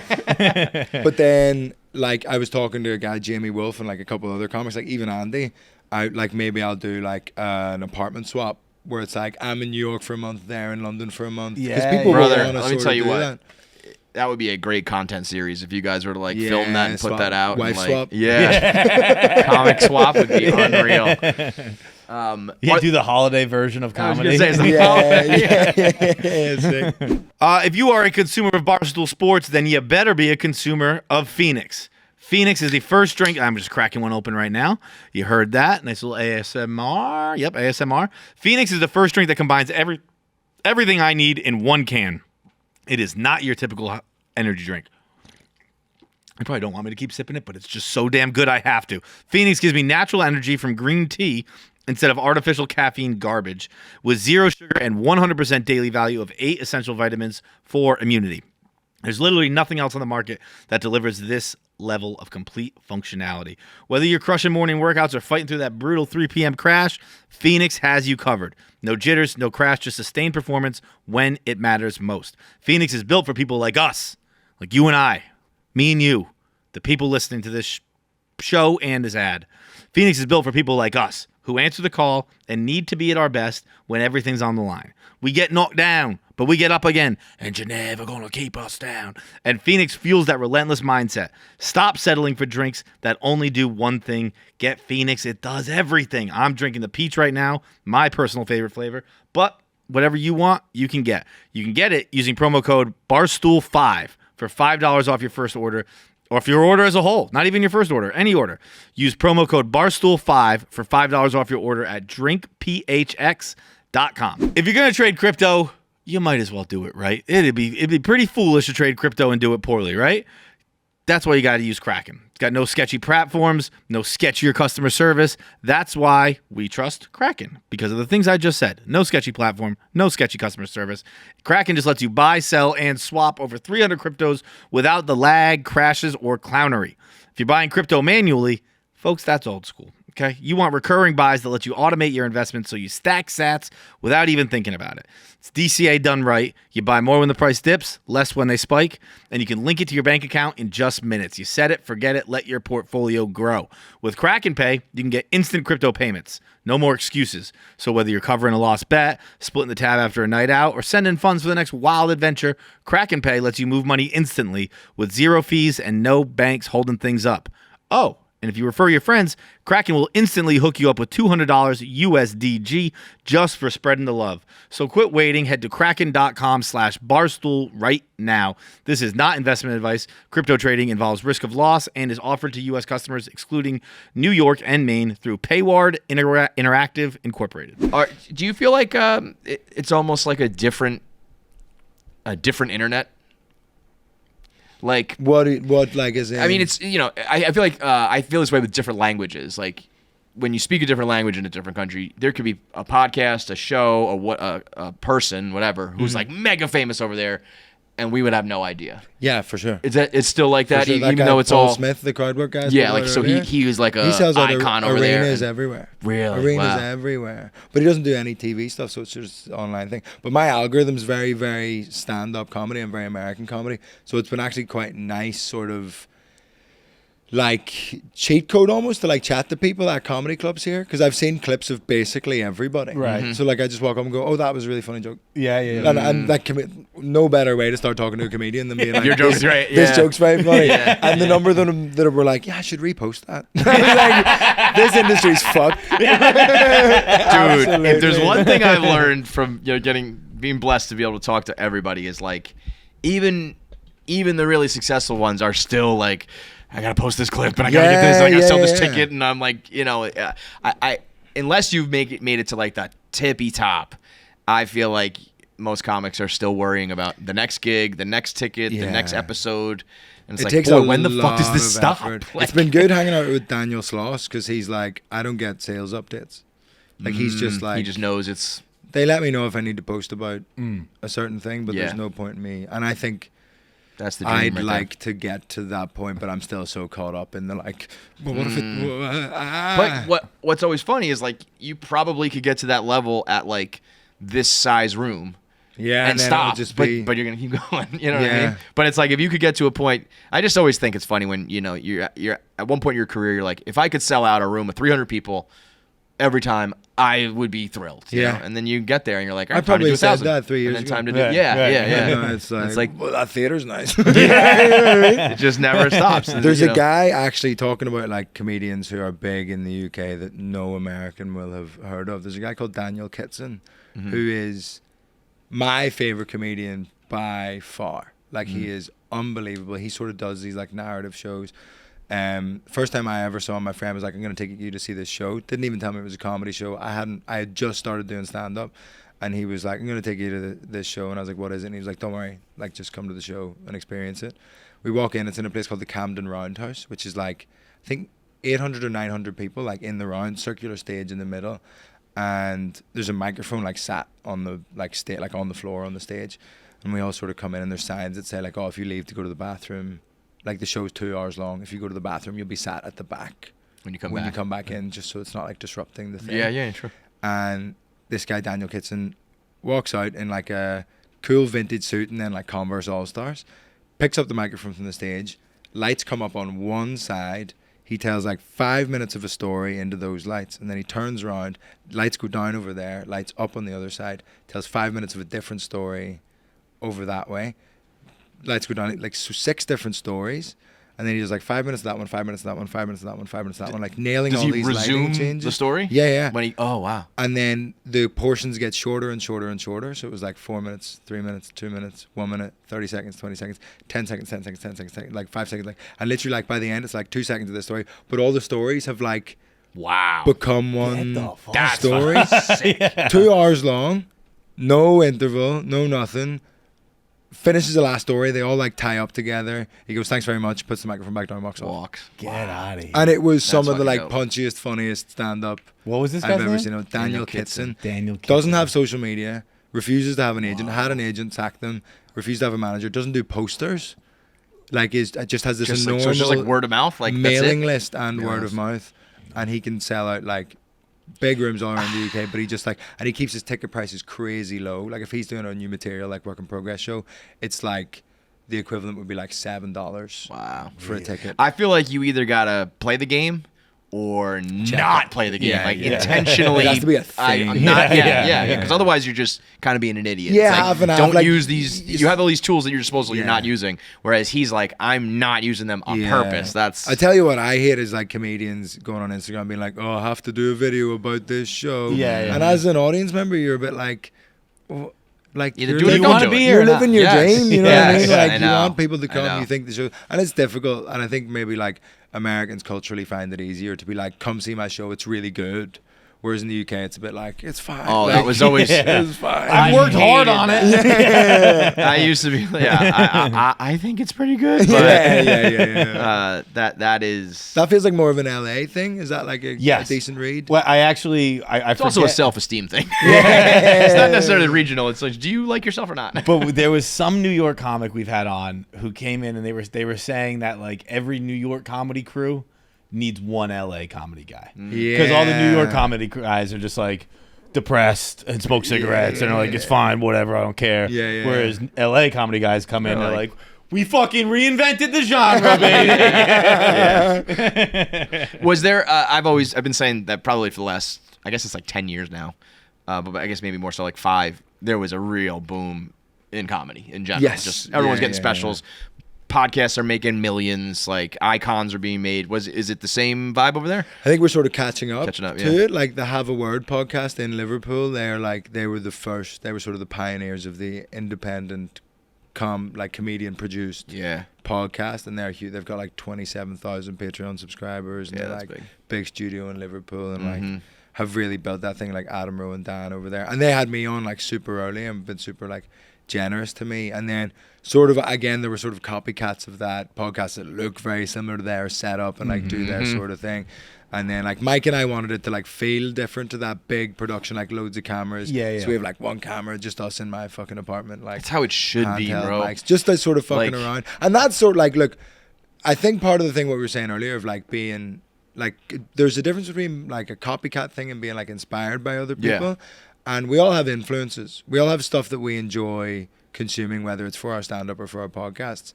And you just need there to be enough of them that you become a mix of all of those things. Yeah. That you really, really If you're just like. picking one, you And end it's up like, becoming that you one know, there's thing. people who'd be like, "Oh, your podcast looks like Matt and Shane's Yeah. podcast," and I'm like, "Yeah, we're both fans of Matt and Shane, Shane. but we're fans of Come Town, and we're fans of Have a Word, and we like Tom Segura and all these slightly different podcasts, and it's just like, oh, that's all your own voice is, Dude. is a culmination of everybody else's Yeah. voices that you like." It's funny you say that because we just did Something's Burning on Bert's show, Mm. and I was talking about literally exactly that. Where I think Bert had brought up like commenters or something like that, and I was like, my biggest thing with getting away from them, or one of my biggest things was like I fucking hated being told I was copying somebody. Yeah. So I was like, I'm not copying them. Yeah. I was inspired by them. Yeah, And, yeah, and I yeah. am trying to do something similar, but like just the word copy. It's like I'm not fucking copying anything. yeah, And yeah. like it wouldn't be like it wouldn't be a ton of people saying it. It would just be like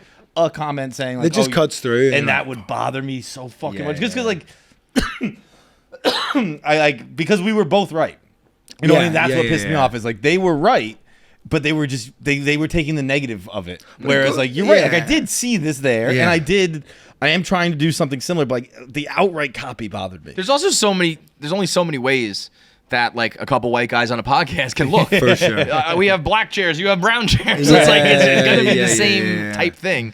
It goes in waves. I find it with stand-up. If I like get really into somebody's stand-up, I end up going like, I mean, the number of people holding the mic with 2 hands and going, Leaning Yeah, over. yeah, like, yeah, doing right, it. right, Yeah, right. totally. the Gillisisms Yeah. is like But hilarious God, that's at gotta the be minute. such a feeling when you set the trend like that. Like Yeah, you know, it's like that's me. But then there's been like a few in the UK, and like I've been guilty of doing like the Gillis thing because I was sure. like, when that Austin special came out, it was like the biggest thing ever. I'm like, God, this is fucking class. I went to see him in Glasgow in, I think I caught it just before it went absolutely crazy for him. I saw him in Glasgow in a 200-seat Oh, venue, shit, yeah. and I was in the second row, and I laughed so hard. Do you know his joke from his Netflix special where he talks about like the way the Taliban like react when they blow something up. It's like, oh, no, no. But then the Americans are like, clear. Yeah. I laughed so much and like so much like more than the people around me. The Gillis was like, "You okay?" And I was like, Bro, ah. that whole premise of like the ex-boyfriend being a Navy SEAL and how he ends up rooting for the it's one of the best. He's like, you want to talk about bravery? Yeah. Guys out there in their pajamas throwing rocks. Yeah. So like get super into that, and then I sort of had a bit of that, and I was like, okay, I need to like, you just need to consciously like remove those little ticks from your way of being. And I've done sort of Daniel Kitson isms, which you'll get away with much easier than you will other stuff. But the number of, I think it probably is the same in America, like, and you just have your own versions of it, of like the number of people who were doing James Acaster at like open mics when those 4 Netflix specials came out. If you went to any open mic, there was somebody going, and I was looking at the trees the other day, and I thought those leaves are weird, and it's just like, okay, you're doing that. Right. And then there's a guy, Frankie Boyle, who's like maybe similar to Jesselnick in a way, like quite dark, and people were trying to do that thing. And that guy called Stuart Lee, who like deconstructs every joke after he tells it and goes, oh no, the reason that's funny is this, and does it like, it's sort of amazing. But fucking open micers telling the worst joke you've ever heard, doing that, and going, well, the thing is, buddy, we don't need that yet. Yeah. And I've heard like in New York, a lot of people you sort of hear doing like a tell. Or like people around. Well, they're one of the Kill Tony guys. He's doing Hedberg? Yes. Yeah. And that was weird. And his entire social media is him saying why he's not doing Hedberg. Yes, I've seen some of these clips. And it's like, like I don't the way know. that you were willing to just admit, like, we're both right here. It's right. Like, I'm sure there are some differences, but when the entire world looks at your hair and your different movements haircut. and your voice and the jokes and say that's Hedberg, you got to acknowledge that. Yeah. Man. But isn't it funny because he's not stealing material? He's like stolen his like essence. Yes. Yeah. Essence is a good way to put it. Like it's sort of a Even with the crazy hair, I've only seen one clip, so I can't speak too much on it. But like in that clip, I saw he had the hair. He had like the old leather jacket. I mean, I it's think he had insane. glasses on too. It was a whole. And it's a hard thing to like call somebody on, to be like, you're doing. Your whole vibe is theft. Like I don't know, like it's so weird. But But and you know it's what? weird I think he would have been better off being like, not because in comedy, like Yeah, you stealing can't is be like like you're dead, but being like, I am so inspired by Mitch Hedberg. Like I none of it's good, but I think embracing it rather than just constantly denying it. It's like, dude, come on, you're Yeah. telling me the sky is purple. It's like, come on. that's also like the part of the problem with Kill Tony is like you get really new comics going up there, and I think that's a thing. Like when you start doing comedy, you are sort of doing an impression of your favorites. somebody. Yeah. But the fact that he's gone on this like millions of views platform, it's new comics who get big fast. Yeah. So they don't even have the time to develop their own style yet, because it's like I did 2 sets, but the one I did at Kill Tony fucking went viral. So now, Yeah. you know, and there's Cam Patterson, who is amazing and runs with it, and then there's and the bad examples. and it's the same with It's like you said, it's good and bad for comedy. Yeah. and time. There's like your amount of time in an industry, I think lets you do more of that. Yeah. If that makes sense. Like I think about it with sports, where like in sports, it's a very common thing to teach another athlete how to do what you do. You know what I Yeah. mean? Like in baseball, like Pedro would teach every fucking Yeah, pitcher yeah, how to yeah. throw his 2-seamer, right? Like it's pretty regular. Like that's part of the yeah, culture. Kobe is, and MJ and like is it's the Kobe same. and extending MJ your is- talent and showing the next generation how to do what it is what you Yeah, do. yeah. Like I feel like in entertainment it gets looked at too negatively, where it is like, yeah, no, I fucking saw Jordan make that play. Yeah. Yeah, I'm trying to do yeah. a similar play. It was Yeah, pretty goddamn yeah. good. The edits of Kobe and Jordan are almost eerie. Where The It's like footwork is identical. Yeah, step for but step. he went and won 5 rings himself, so Yeah. it's like, yeah, I am like MJ. I'm I'm in Like- his like, category. if Drake May, who's the Patriots quarterback, if he started being like, yeah, I do what Brady did, Yeah, as a 'cause of Patriots course. fan, I would be like, fuck yeah, Yeah, but you know yeah, what? yeah, though? yeah, I that's so think funny. I think the difference is there's a an agreed upon point of sports to win. Like if you do something Yeah. to score more points, The aim It doesn't isn't being matter. original and creative. yeah, The aim is creativity going is to very avoid- subjective. Where it's like, yeah, if Tom Brady is the best at this, everybody should be him.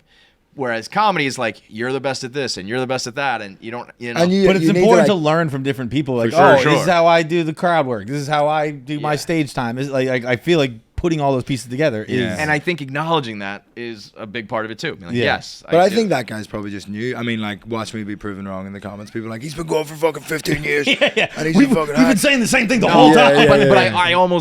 I can't. I don't know the answer myself, but I can't imagine, because I think if you were around for 15 years, you wouldn't be responding to everything and denying it. You would just be like, yeah, I'm used to this by now. Well, this is the thing as well of like, I think comedians sort of lie to ourselves, but there's a common thing that comedians say where they're like, well, it's just about who gets the most laughs in the room. Like, that's the aim of comedy. And I'm like, well, that's not true, because we could all get up, like in the UK particularly, you could get up and do like all of Patrice's material and Sure. nobody would have a fucking clue. Sure. Sort of, Yeah, that's a like- good point. And that's that version of like that the UK doesn't really know who Patrice O'Neill is, and that's Right. a sort of travesty. But it's this thing of like, yeah, but we don't steal. So it is about originality, and it is about like interesting angles, and it is about like all different things. And I think this sort of like, comedians are so averse to referring to themselves as like artists. They think it's like gross or whatever. And I have a whole bit in my show about how like it is, and we need to stop like pretending it isn't. I'm trying to make art, and I want it to be perceived as art. And like this, I think we just like it is. It's quite new. Is it quite New York to be like, fuck, I'm just telling dick jokes. I'm just fucking Yeah, Yeah. kind of Oh, yeah. downplay it, very Yeah, yeah, self-deprecating. yeah. I was saying exactly what you're saying recently, where I was like, we all call ourselves content creators now, and I was like, that's lamer than artists. So much. Like, lamer. you should So just call much yourself an lamer. artist. It's a better thing than a content Yeah, creator. yeah, yeah. And it's a weird new form of art or whatever, but Right. it is sort of what we're doing is. I think I have no problem with the acknowledging of the creative aspect of it. I think it's when you cross into the like, we're the modern day philosophers. Yes. That makes me want to fucking. you We're know? truth tellers. Yeah. Oh my god. That I hate, because that I would rather be the I'm just up here telling dick jokes than be the like. Well, you can you sort should of- hang on every word I say. Yeah, because then if you do the you should hang on every word I say, then there's a weird thing of like, I think that's different to saying that it's art. And the point I make in my show is like that it being perceived as art is important to me, because then people will like interrogate it for subtext and not just take it at face value. Because I say things I don't mean on stage Right. to imply what I do mean. Yeah. But- Novel concept. Yeah. But then this idea of like that it's important, and then on stage you're saying things you really, really do mean. I think that's where it gets blurry, where people some comedians have this self-importance of like, we're the truth tellers. And then they get in trouble and they're like, I'm just fucking I was around. gonna say Yeah, the yeah, worst yeah. is when It's when you loud. like when I can sell tickets by being an artist, I'll do that. But when I Yeah. get in trouble, I'm just fucking around. I think that's a little bit. That's the Rogan playbook right now, and I actually do think he kind of means it. Rogan's a weird one, because I think he does do his show pretty much the same way he's always For done it, sure. and it just got so big The that he genie- has a responsibility the genie now. got out of the bottle a But bit. but didn't it? I mean I try to put myself in those shoes where I'm like, I would probably accept the fact that I'm now like viewed as like a role model or an important person. But if I didn't want to be, I could be like, no, like I'm just gonna talk about aliens tomorrow, and Yes. that's it. You know, Yeah, so yeah. it's a weird one when you get to that level. Where I it's saw like, a clip of him recently being like, do you like think about how much better the country would be if everyone was on like $500,000 a year? Like, why don't we just make that happen? And I'm like, I don't even know how to begin explaining it. He's hitting it with a universal basic income of 500. He went from the voice of the right to everyone gets a $500,000. but that is like, I think when you do a podcast like that for as long as he's done, it's like, yeah, I don't know. Sometimes I say, let's blow up the hurricane. Like, I don't know, I'm fucking crazy. And people I say take me a lot as of this, stuff. like, you know, like I'm a politician myself. It's like, I'm just a podcaster, man. Yeah. But yeah, it's certainly an interesting time, and it's cool to view it as how you put it, of like the UK is catching up. Because For in that sense, sure. there's almost a little bit of a playbook to look towards, right? Absolutely. Or, And you or can see- to avoid. Yeah, Like, I yeah, don't and want the to do sort this of way, or I do it. pitfalls and Yeah, all that yeah. stuff. And just, I like the feeling that comedians have a bit more control, and I like the feeling that we can sort of cross-pollinate a little bit more. Like Schultz and Gillis and Dan Soder and all these people have been on Have a Word in the UK, and like having people on. Like I'm hanging out with, do you know Jeffrey Asmus? Oh, Yeah, yeah, fuck yeah. He is Hilarious. Dude, hilarious. he's so funny. He Hilarious. is hilarious. So I'm like hanging out with him tomorrow, and he's been on Mike and my podcast, and it's like I like that it's becoming a bit more, because for ages it felt like the only comedians you guys knew were like Jimmy Carr and Ricky Gervais. Yeah. And Yeah, I was yeah. like, that's not a good representation of like Right. us just sort of wanting to fuck around. Like they're a bit self-important. It is- the way they talk about That's stuff. I hadn't considered that like, again, you and Mike are two UK comedians I know. I don't really know any local, like, smaller UK comedians, whereas here in New York, I think they're all the funniest ones. Yeah. Right? Like, I think the people who are bigger are not quite as funny. So not knowing the lesser. Yeah, there's a whole lesser scene is that I not think it's like, and this is anytime anybody in America lets me speak about anything, I'm like, the UK comedy scene's really exciting. The people that you haven't heard of are brilliant. There's all the same stuff that's happening here is happening in the UK. Yeah. And extra stuff as well. Like, So, there's a real You've creativity. definitely said some names, but can you give us 3 that we definitely have to know? 3, I mean, Adam Rowe, if you haven't watched, Yeah. is like a proper killer. He has a great special called Club Comic, and then one called Juicy. So he's sort of proven the point. Club Comic is just 2 20-minute sets at the Comedy Store in London, stitched together to make like a 40-minute special. And what's great about it is, particularly American comedians, like they'll perform their special at a big theater to like a sycophantic audience, and they'll get a standing ovation as they walk to the stage. And you just like, I think the exciting thing about stand-up is the risk that it might go wrong. Like, they might not laugh. But as soon as you see a comedian get a standing ovation on the way to the stage, you're like, well, it's all going to work. Yeah, right, he's Of gonna course kill it's all it. gonna work. Yeah. Whereas Adam's special Club Comic is to an audience that don't know who he is whatsoever. that's- They're just there for a lineup show. He does 20 minutes and then a different 20 minutes. And it like, you can feel them being unsure and then getting on his that's very side cool. and doing all Yeah, that yeah. stuff. And then the other one is one called Juicy, which is a story that I think legally he has to say is like fiction. Stop right there. I don't even want to know. I would go watch that with that in mind. Yeah, it's about this fake girlfriend who stole money from him. Totally fake. So Juicy and Club Comic, his ones. I'm trying to think. I mean, obviously, like Mike. Kyla Cobbler is an amazing comedian, Irish comedian who's just about to move to London. She's from Cork. She's funny as Kyla? fuck. Kyla Carver? Kyla Cobbler, like Cobbler, shoemaker. yeah. And Mike, by the then- way, Mike's last name is Rice. Mike Rice. Mike Rice, I've called yeah, him Mike yeah, a bunch of times. I've never met the guy. Yeah, just Mikey. Kyla's doing good for herself. Damn. Yeah, Kyla's gone crazy on Yeah. Instagram. She's like about to be a superstar. And then God, I feel like people are gonna be so angry. Oh, at me. yeah, I was gonna say. Yeah. I was gonna say you just made Vittorio a few friends. You answer that question. I honestly, I didn't mean to do that at all. Obviously, I just, you have said a few List names. your so I just wanted favorite to make siblings in a row. List your favorite friends. Oh, I have a good one. I'm helping Ed Knight film his special like this month. Okay. So I can say Ed that Knight. like we're filming that. He's really, really fucking funny. Fuck yeah. And there's a million more you've said on the show. Go follow them too. Go listen to them. Anybody who's been on our podcast, Yeah. Raymond Mearns, insane Glaswegian man who hates pansexuals, doesn't hate them, just wants them to. I'm believe in himself. anything, right? All time. I was gonna say thank you for Yeah, coming. yeah, it was great. Oh, man. man, This is thank you awesome, for having me. That's so cool.